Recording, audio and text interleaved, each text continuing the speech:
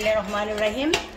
ঈদে মিলাদুন্নবী উপলক্ষে আমি আমার এই এলাকার একটা গ্রামের এলাকার মানুষদেরকে আমি তেহারি রান্না করেছি।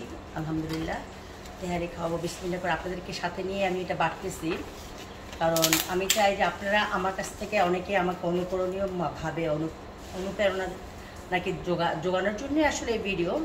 তো আমার এখানে স্টাফ আছে প্রায় 15 জনের মতো। আমার স্টাফদেরকেও আমি খাওয়াবো এবং আমার আশেপাশের সারাউন্ডিংয়ে যত রিক্সাওয়ালা স্কুটারওয়ালা আছে তাদেরকেও আমি দেবো। আমার এখানে স্টাফ আছে প্রায় 15 জন, ওদেরকেও খাওয়াবো। সো আমি আসলে কালকে রাতের থেকে প্রিপারেশন নিচ্ছি, আজকে কালকে এই সপ্তাহটা আমি এই কাজে ব্যস্ত থাকবো।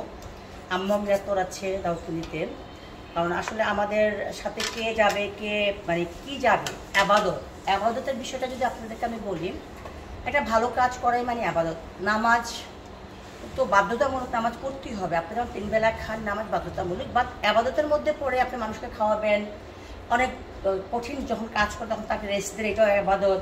ভালো সব কাজই কিন্তু আবাদত। সো ভালো কাজগুলো যখন করবে সেটা কিন্তু আবাদতের সামিল হয়ে যায়। সো আমরা যখন মানে ভালো কাজ করবো সেটা কিন্তু আবাদতের সামিল হয়ে যায়। এই চাদর বিছাও, সবাইকে ডাকো, আবাদতের সামিল হয়ে যায়। তো আবার দিয়ে এটা বাঁধবো।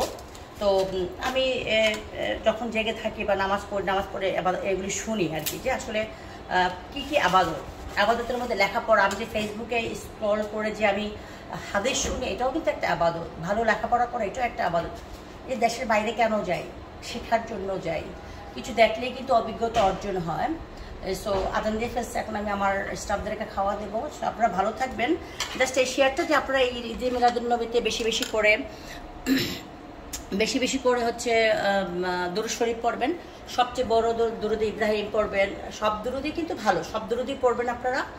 আর যদি মনে মনে শুধু সাল্লাল্লাহু আলাইহি সাল্লাম পড়েন, তাও কিন্তু অনেক সওয়াব হবে।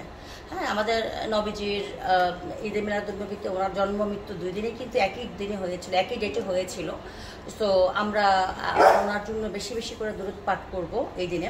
সকলে ভালো থাকবেন, আমার জন্য দোয়া করবেন। আমার শারীরিক অবস্থাটা, গলা শুধু ভেঙে যায় একটু পর কিছুদিন পর বেশি কথার জন্য না, বেশি কাজ করি, ঘামায়, আসলে সোয়েট করে অনেক, প্রচুর হাঁটতে হয় আমার, প্রচুর কাজ করি, ফ্লোর ঘুরি, এই ঘুরি, সেই করে, এটা করি, সেটা করি। আমার নিজে কাজগুলি না করলে আমার ভালো লাগে না, স্যাটিসফ্যাকশন আসলে ভিতরে, এই জন্য দৌড়াদৌড়ি করি।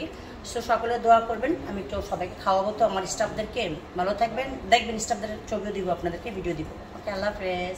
স্টাফ মানে হচ্ছে আমার ফ্যাক্টরির না, কিন্তু এটা হচ্ছে আমার বাড়ি দেখাশোনা করে যে আমার হেল্প ফ্রেন্ড যারা, তাদেরকে আর কি। আল্লাহ হাফেজ, ভালো থাকবেন।